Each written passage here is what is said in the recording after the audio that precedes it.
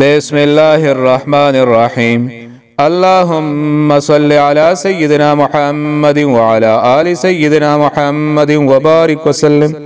عزیز ساتھیو السلام علیکم۔ سیرت انفو میں آج ہم آپ کو حضرت موسیٰ علیہ السلام کا واقعہ دریائے نیل سے ماں کی گود تک بیان کرنے والے ہیں۔ حضرت موسیٰ علیہ السلام کی والدہ کا نام یوخانز ہے۔ آپ لاوی بن یعقوب کی نسل سے ہیں۔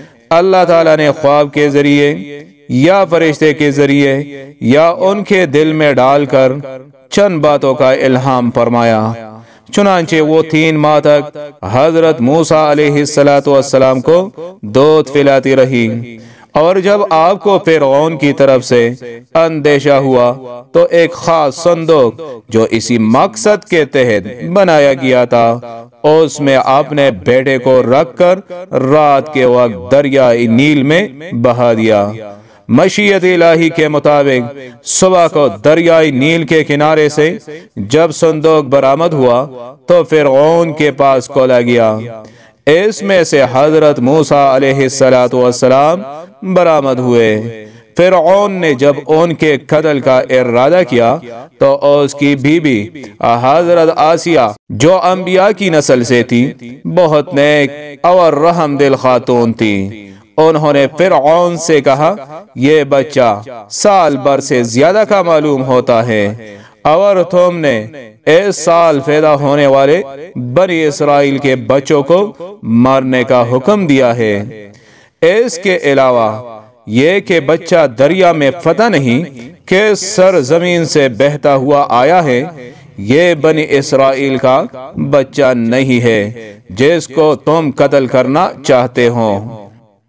وقالت امرأة فرعون قرة عين لي ولك لا تقتلوه عسى أن ينفعنا أو نتخذه ولدا وهم لا يشعرون۔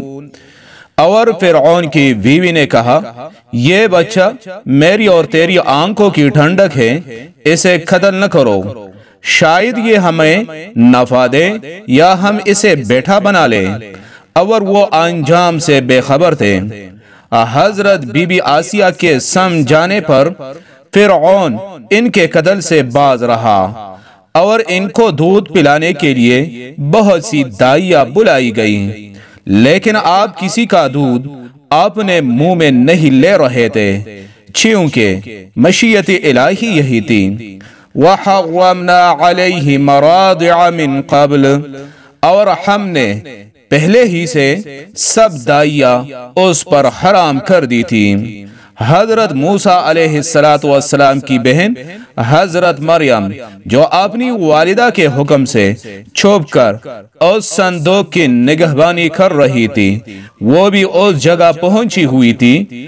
انہوں نے موقع غنیمت جانا اور اپنی طرف سے دائیاں لا کر دینے کی پیشکش کی۔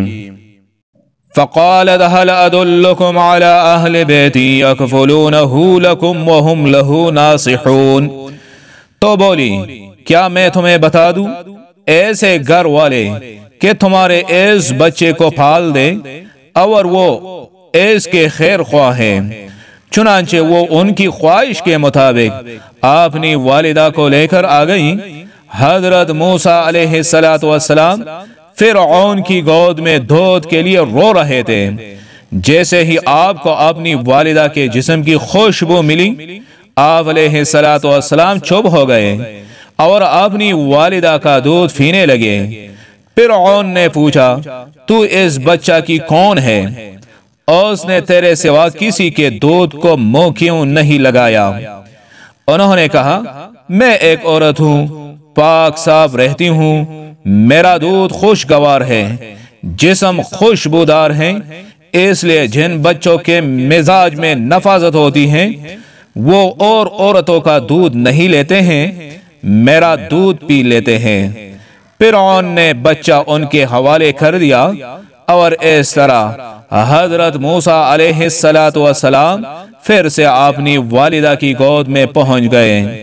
فرددناه إلى أمه كي تقر عينها ولا تحزن ولتعلم أن وعد الله حق ولكن أكثرهم لا يعلمون۔ تو ہم نے اسے اس کی ماں کی طرف پھیرا کہ ماں کی آنکھ ٹھنڈی ہو اور غم نہ کھائے، اور جان لے کہ اللہ کا وعدہ سچا ہے، لیکن اکثر لوگ نہیں جانتے۔ عزیز ساتھیو، سیرت انفو میں آج کا ہمارا بیان اختتام کو پہنچا۔ اگلے ویڈیو میں ایک نئے بیان کے ساتھ پھر حاضر خدمت ہوں گے، اور اس وقت تک کے لیے اجازت دیجیے۔ اللہ حافظ۔